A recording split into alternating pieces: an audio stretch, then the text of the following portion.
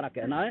Lucknow Lokdal party के राष्ट्रीय अध्यक्ष चौधरी सुनील सिंह प्रेस वार्ता कर जयंत चौधरी पर हमला बोले और कहा कि चौधरी जयंत सिंह बात तो किसानों की करते हैं और उनकी पार्टी भी किसानों की पार्टी है, लेकिन उनकी पार्टी ने कभी भी किसानों के हित में कार्य नहीं किया।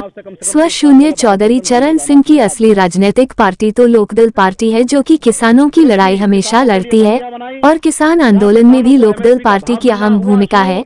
लेकिन राष्ट्रीय लोकदल पार्टी के राष्ट्रीय अध्यक्ष जयंत सिंह चौधरी जो किसानों की बात करते हैं, वो भाजपा के गोद में जाकर बैठ गए हैं, किसानों को बेवकूफ बना रहे हैं। जिस पार्टी ने कभी भी किसानों को सम्मान नहीं दिया और उनकी मांगों को नहीं माना, उस पार्टी के साथ हो गए हैं। जयंत सिंह चौधरी और उनकी पार्टी कभी भी किसानों का भला नहीं कर सकती और न ही उनके आंदोलन में शामिल होगी। चौधरी साहब की आइडियोलॉजी थी। चौधरी साहब की आइडियोलॉजी थी कि देश के खुशहाली का रास्ता खेतों खलिहानों से होकर गुजरता है। जैसे जैसे देश का किसान खुशहाल होगा, अगर गांव खुशहाल होगा तो देश खुशहाल होगा। लेकिन ये जो सरकार है जो 3 काले कानून लाई, उसमें कहीं ना कहीं किसानों की जमीन को भी अस्तित्व को खतरा हो रहा था। और पूरी के पूरी अडानी अंबानी की जो सरकार जिस तरह से काले कानून लाई थी, तो उसमें किसानों की जमीन को भी खतरा था। तो ये चौधरी चरण सिंह की आइडियोलॉजी नहीं थी कि किसानों की जमीन और किसानों के भविष्य पे संकट आए। तो किसानों की आइडियोलॉजी, चौधरी चरण सिंह की आइडियोलॉजी कभी नहीं थी। अगर आज बात करें, आज मणिपुर में इतना बड़ा कांड हुआ, मणिपुर में सारे देश ने देखा क्या हुआ था। और एक जमाना था, अगर आप पुराने पत्रकार हैं जानते होंगे कि माया त्यागी एक कांड हुआ था बहुत पहले मेरठ में, और पूरे के पूरे लोकदल ने और पूरे विपक्ष ने उस समय 1.5 महीने 2 महीने से ज्यादा जेल भरो आंदोलन किया था एक माया त्यागी कांड होने पे। तो चौधरी चरण सिंह की आइडियोलॉजी वो होती थी। और आज पूरे देश में मणिपुर का कांड होने के बाद भी देश में कहाँ क्या हो रहा है, ये चौधरी चरण सिंह की आइडियोलॉजी नहीं हो सकती। महिला खिलाड़ियों पर जिस तरह से कुछ अत्याचार हुआ, जिस तरह से इंडिया जिनके उनके ठाकुर जी को लोकदल नहीं बनाया था, उत्तर प्रदेश में सबसे पहले किसी पिछड़ी जाति का मुख्यमंत्री रामनरेश यादव जी को चौधरी साहब ने ही बनवाया था। तो आज पिछड़ों की बात करना, दलितों की बात करना, अल्पसंख्यक, ये जो चौधरी साहब का समीकरण था, एक किसानों का समीकरण था। ये किसी जाति या वर्ग का नहीं होता था, एक किसानों की बात होती थी। और किसान आज मजदूर कौन है? मजदूर भी किसान हम में से ही बना है। तो आज जिस तरह से किसान मजदूर पे अत्याचार हो रहा है और उस सरकार के हाथों हो रहा है और आप उसके साथ जा रहे हैं, तो कहीं ना कहीं आइडियोलॉजी के साथ बहुत समझौता हो रहा है। और लोकदल चाहता है कि लोकदल वो दल है, आपका दल राष्ट्रीय लोकदल है। राष्ट्रीय लोकदल का गठन स्वर्गीय कल्पनाथ राय जी कांग्रेसी सांसद ने किया था। आप लोगों के माध्यम से मैं फिर पुनः बताना चाहता हूं, जैन जी की पार्टी लोकदल कही जाती है, लेकिन वो लोकदल नहीं है, वो लोकदल को बदनाम करने का काम करते हैं। लोकदल पार्टी आज भी मजबूती से किसानों के साथ खड़ी है। लोकदल पार्टी किसान के साथ संघर्ष कर रही है। राष्ट्रीय लोकदल एक दल था जो मऊ के सांसद कल्पनाथ राय जी ने बनाया था, जब चौधरी, क्योंकि मऊ में लोकदल हमारा 6 की 6 विधानसभा जीतता था, तो लोकदल से मिलता जुलता राष्ट्रीय लोकदल कल्पनाथ राय जी ने बनाया था, जो जैन जी चलाते हैं। अजीत सिंह जी ने लिया था, क्योंकि 3 जनों की चुनाव आयोग की बेंच ने मना कर दिया था। बाकायदा जब जजमेंट हुआ तो चुनाव आयोग के 3 जजों की बेंच ने कहा कि अजीत सिंह जी, आप चौधरी साहब के संपत्ति के वारिस हो सकते हैं, लेकिन राजनीतिक उत्तराधिकारी नहीं है। और जब उन्हें लोकदल नाम नहीं मिला, तो उन्होंने लोकदल से मिलता जुलता राष्ट्रीय लोकदल जो कल्पनाथ राय जी ने बनाया था, उसको लेकर चलाया, जिसको आज जैन जी चला रहे हैं। तो आज ना चौधरी साहब का दल उनके पास है, उनके पास एक कांग्रेस सांसद के द्वारा बनाया दल है, ना चौधरी साहब की नीति उनके साथ है, ना चौधरी साहब का सिद्धांत उनके साथ है। तो चौधरी साहब का नाम लेना बंद करें। आप जहां जाएं, हमारी शुभकामनाएं आपके साथ हैं। आप भाजपा में जाएं, आप एनडीए के साथ जाएं, आप कहीं जाएं, लेकिन कम से कम चौधरी साहब और लोकदल का नाम लेना बदनाम करना बंद करें, क्योंकि लोकदल सत्ता के साथ ऐसे किसान विरोधी समझौते नहीं करता, नौजवान विरोधी समझौते नहीं करता। लोकदल का मानना होता है, आज किसान क्या मांग रहा है बॉर्डर पर बैठ के? एमएसपी की गारंटी मांग रहा है। आप सब लोगों का सबसे पहले तो बहुत बहुत धन्यवाद, आप आज आए। और आज का मुद्दा जो हम देख रहे हैं देश में, जिस तरह से किसानों के ऊपर कल एक किसान की हत्या हो गई और पूरे के पूरे शंभू बॉर्डर पर जिस तरह से किसान डटे हुए हैं पिछले 12 फरवरी से लेकर और आज तक, किसानों के साथ में सरकार जो है 4 दौर की बातचीत करने के बाद भी फेल है, क्योंकि सरकार चाहती नहीं है कि सरकार की कोई इच्छा नहीं है कि किसानों की मांग मानी जाए। सिर्फ टाइम ले रही है। धीरे धीरे आचार संहिता लग जाएगी और किसानों की मांगों को टालने का कोशिश सरकार कर रही है। आज देश का किसान जहां बॉर्डरों पर जिस तरह बैठा है, ऐसा लग रहा है कि भारत पाकिस्तान बॉर्डर बन गए हों देश के किसान के लिए, और किसान दिल्ली नहीं जा सकता। ऐसे में चौधरी चरण सिंह जी को भारत रत्न दिया गया इस केंद्र सरकार द्वारा, और चौधरी चरण सिंह के जो नाती हैं जयंत चौधरी जी, वो भारतीय जनता पार्टी के साथ गए, एनडीए गठबंधन के साथ गए, और जाना वो राजनीति में कहीं जाएं कोई दिक्कत नहीं है, किसी को परेशानी नहीं है, उनका अपना विवेक है, वो कहीं जाएं। पहले भी भारतीय जनता पार्टी के साथ 2009 में सांसद रह चुके हैं, उससे पहले भी उन्होंने विभिन्न दलों के साथ, कांग्रेस के साथ भी उनके चौधरी अजीत सिंह जी ने गठबंधन किया, विलय किया, कोई दिक्कत नहीं है। लेकिन जिस तरह से संसद में उन्होंने एक बयान दिया कि चौधरी चरण सिंह की आइडियोलॉजी आज मोदी जी में दिखाई देती है। आज मोदी जी जिस तरह से सशक्तिकरण, महिला सशक्तिकरण या गांवों में काम कर रहे हैं, उसमें चौधरी चरण सिंह जी की आइडियोलॉजी दिखाई देती है। तो आज बहुत बड़ा प्रश्न हो गया कि क्या देश में चौधरी चरण सिंह की आइडियोलॉजी क्या थी। तो हम कहना चाहेंगे, जैन जी, आप चौधरी साहब के नाती जरूर हो सकते हैं, लेकिन राजनीतिक वारिस नहीं है। आप चौधरी चरण सिंह की आइडियोलॉजी ही नहीं समझ पाए कि चौधरी चरण सिंह की आइडियोलॉजी क्या है। चौधरी चरण सिंह की आइडियोलॉजी समझने के लिए आपको बहुत कुछ मेहनत करनी पड़ेगी, तब आप चौधरी चरण सिंह के बराबर सोच भी सकते हो। चौधरी साहब ने 1949 में जहां इस देश में मंडियों की स्थापना के लिए सर छोटू राम अंतर पड़ जाएगा, 1,75,000 करोड़ की बात कर रहे हैं, हो सकता है थोड़ा ज्यादा हो, क्योंकि कोई किसान एक ही फसल बोएगा। हर किसान अगर कोई उड़द नहीं बोएगा तो गेहूं बोएगा, धान बोएगा, कुछ ना कुछ बोएगा। आज अगर एमएसपी का कानून लागू कर दें तो हमें नहीं लगता कि पूरे के पूरे देश में 3 लाख करोड़ से ज्यादा का कोई बहुत ज्यादा अंतर पड़ेगा। और बदले में हम केंद्र की सरकार से कहते हैं कि आप ये फर्जी योजनाएं जो चला रहे हैं, 6,000 रुपए किसान को बांट रहे हैं, इनको बंद कर दें।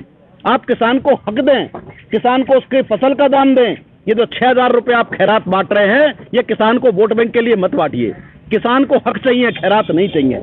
किसान के नाम पे आप तरह तरह के विज्ञापन कर रहे हैं कि 10 लाख घरों में पानी पहुंचाया, इतने करोड़ रुपए गैस दे दी, इतने करोड़ गैस बांट दिए, इतने शौचालय बांट दिए, इतना ये बांट दिया। भाई ऐसा लगता है टैक्स पेयर का पैसा पूरे के पूरे एक खैरात के रूप में बांटा जा रहा है वोट बैंक के लिए। क्यों नहीं आप लोगों को अधिकार देते? क्यों नहीं आप किसान को फसल का दाम देते, जिसकी बात किसान मांग रहा है कि मुझे फसल का दाम दे दो और महंगाई के हिसाब से फसल का दाम दे दो। मैं अपने लिए शौचालय भी बनवा लूंगा, मैं अपने लिए गैस भी खरीद लूंगा, मैं अपने लिए आवास भी बनवा लूंगा, और जरूरत पड़ेगी तो किसान गारंटी देता है कि मोदी जी आपकी सरकार को 6,000 रुपए साल हम किसान की तरफ से गारंटी देते हैं कि देश का किसान आपको 6,000 रुपए साल देगा, आप किसान को एमएसपी का कानून लागू करके दो। जरूरत इस बात की है कि किसान को उसके पैरों पर खड़ा करो। जरूरत इस बात की है कि उसको उसका हक दो जिसको वो मांग रहा है। जरूरत इस बात की नहीं है कि टैक्स पेयर का पैसा खैरात के रूप में बांटा जाए और फिर उस पैसे का दुरुपयोग करके कहा जाए कि ये हमने किया। ये टैक्स पेयर का पैसा है, हर सरकार करती है। कोई लैपटॉप बांटती है, कोई कुछ बांटती है। जयललिता जी एक जमाने में रंगीन टीवी बांटती थी, कोई चावल बांटता था। ये टैक्स पेयर के पैसे को वोट बैंक मत बनाइए। यहाँ चुनाव आयोग तो खैर अब देश में बचा नहीं है। जिस तरह से चुनाव आयोग के ऊपर, जो चुनाव आयोग तो नाम की गरिमा नाम की संस्था ही नहीं रह गई, जिस तरह से पार्लियामेंट में कानून बना लिया कि 2:1 से जब सरकार से पास होगा तो चुनाव आयोग, जब उसमें मुख्य न्यायाधीश को शामिल नहीं किया गया तो चुनाव आयोग तो देश में बचा ही नहीं। जिस तरह से चुनाव आयोग के ऊपर हमला किया गया है, तो आज देश में ऐसी संस्थाएं जो संवैधानिक संस्थाएं बची हैं, जिनको रहना चाहिए था, जिनको देखना चाहिए था कि टैक्स पेयर का पैसा वोट बैंक बन के ना जाए, वो संस्थाएं भी बर्बाद कर दी गई। तो आज देश में जिस तरह से अत्याचार हो रहे हैं, जिस तरह से चल रहा है, टैक्स पेयर के पैसे को बर्बाद किया जा रहा है और कहा जा रहा है कि ये हमने किया। अरे भाई, आप भारतीय जनता पार्टी के पैसे से बांटिए, हमें खुशी होगी। अब अग्निवीर योजना ने पूरी की पूरी तरह समाप्त कर दी, जो भी कारण रहा हो पेंशन समाप्त करने के लिए। तो ये चौधरी साहब की आइडियोलॉजी नहीं थी। चौधरी साहब की आइडियोलॉजी इस तरह की नहीं थी। आज बहुत से मुद्दे हैं ऐसे जहां चौधरी साहब की आइडियोलॉजी की बात आज करी जा रही है। चौधरी साहब को भारत रत्न देने की बात करी जा रही, पूरी घोषणा कर दी गई है। हम लोग भी चाहते थे चौधरी साहब को भारत रत्न मिले, हम लोगों ने भी बहुत मांग करी है। लेकिन भारत रत्न के लिए जिस तरह से चौधरी साहब की आइडियोलॉजी की बात उनके परिवार ने करी, वो कहीं ना कहीं बहुत गलत है। और भारत रत्न के एवज में जिस तरह से वो सत्ता के साथ गए और कह रहे हैं कि अब मैं किस मुंह से बाहर निकलूं, अब तो मैं किस मुंह से मना करूं। लोकदल ने बहुत मांग करी चौधरी साहब को भारत रत्न दिया जाए, हम लोगों ने भी मांग करी भारत रत्न दिया जाए। और हमें लगा था कि पिछला किसान आंदोलन खत्म होने के बाद शायद ये सरकार को जग जाएगी। लेकिन आज जिस तरह से किसान आंदोलन में कल किसान शहीद हुए, आज भी शंभू बॉर्डर पर किसान बैठे हुए हैं, दिल्ली के विभिन्न बॉर्डरों पर किसान बैठे हैं, और जिस तरह से किसानों के ऊपर अत्याचार हो रहा है, आज सवाल उठता है कि 800 से ज़्यादा किसान पहले शहीद हो चुके हैं और किसान शहीद हो रहे हैं। तो क्या ऐसे में चौधरी साहब ऐसी सरकार से क्या भारत रत्न ऐसे माहौल में लेना पसंद करते? चौधरी साहब का कद भारत रत्न से कहीं ऊंचा है। भारत रत्न जिस तरह से बांटा गया है पिछले दिनों, चौधरी साहब का कद भारत रत्न से बहुत ऊंचा है। ऐसे में जिस तरह से भारत रत्न के नाम पर समझौते किए गए हैं, सत्ता का साथ दिया गया है, तो वो कहीं ना कहीं चौधरी साहब की आइडियोलॉजी नहीं है। और आज शायद चौधरी साहब होते तो वो कहते कि आज ये भारत रत्न अगर ऐसी सरकार के हाथ से मिलेगा तो शायद भारत रत्न भी चौधरी साहब लेना पसंद नहीं करते, जिस तरह से किसानों पर अत्याचार हो रहा है। तो आज जो चल रहा है देश में, किसानों की बात जो हो रही है देश में, जिस तरह से किसानों पे अत्याचार हो रहा है, जिस तरह से बात करी जा रही है, जिनके पोते आज केंद्र सरकार, जिनके नाती आज उसमें हरियाणा सरकार में किसानों के ऊपर गोली चला रहे हैं दुष्यंत चौटाला जी, और चौधरी साहब के नाती केंद्र सरकार के साथ गए हैं। तो आज आइडियोलॉजी की बात नहीं हो रही चौधरी साहब या देवीलाल जी की। देवीलाल जी लोकदल के नेता थे, मुलायम सिंह जी, कर्पूरी ठाकुर जी जिनको भारत रत्न दिया गया वो भी लोकदल के नेता थे। उनकी FIR नहीं हुई और फिर FIR कराने के लिए सुप्रीम कोर्ट का सहारा लेना पड़ा। क्या ये चौधरी चरण सिंह की आइडियोलॉजी थी? क्या ये चौधरी साहब की आइडियोलॉजी थी जिसकी आप बात कर रहे हैं? तो जहां चाहे माया त्यागी कांड हो, चाहे महिलाओं का सम्मान हो, जो लोकदल के जमाने में, चौधरी साहब के जमाने में होता था, माफ करिएगा जयंत जी, आप जहां गए हैं वो आइडियोलॉजी कहीं वहां नहीं है। आज देश का किसान पूरी की पूरी तरह जो कोविड चला, पूरे के पूरे देश में कोविड का संकट रहा, ऐसे समय में देश में 12,000 डॉलर का जो अरब डॉलर का जो कारोबार है खेती का, उस खेती के कारोबार पे कॉरपोरेट की नज़र है। और कॉरपोरेट की नज़र के लिए ही ये 3 कारे कानून लाए गए थे, जो आज भी पूरी तरह समाप्त नहीं किए गए। हो सकता है अगर कहीं भविष्य में मौका मिला तो पुनः आएंगे। अभी कानून पूरी तरह समाप्त नहीं है, वापस लिए गए लेकिन समाप्त नहीं है। आज चौधरी चरण सिंह की आइडियोलॉजी होती थी कि चौधरी साहब ने कभी जिंदगी में किसी कॉरपोरेट से पैसा नहीं लिया था। चौधरी साहब कहते थे मैं अगर किसी कॉरपोरेट से पैसा लूंगा तो उस कॉरपोरेट का मुझे काम करना पड़ेगा। और चौधरी साहब बहुत पहले जब चौधरी साहब भाषण देते थे, आज भी हमारे पास फोटो है, उनके मंच पर लिखा रहता था टाटा बिरला की जागीर नहीं, ये हिंदुस्तान हमारा है, किसानों के लिए कहते थे। आज उस हिंदुस्तान में खाली अडानी अंबानी जुड़ गए, टाटा बिरला की जगह बदला कुछ नहीं है। तो ये चौधरी चरण सिंह जी की आइडियोलॉजी नहीं है जिसमें जो काम कर रहे हैं, जहां आप गए हैं तो कहीं ना कहीं सोचना पड़ेगा कि चौधरी साहब कहते थे कि मैं 1 नोट 1 वोट लूंगा, मैं जनता से नोट मांगूंगा और वोट भी मांगूंगा। कभी कॉरपोरेट से पैसा चौधरी साहब ने नहीं लिया था। आज पूरे का पूरा देश देख रहा है अग्निवीर योजना, जो किसानों के बच्चों के लिए, कौन जाता है सेना में? सेना में किसानों के बच्चे जाते हैं। किसानों के लिए रेजिमेंट बनी, Rajput regiment, Sikh regiment, Jat regiment किसानों के बच्चों के लिए बनी।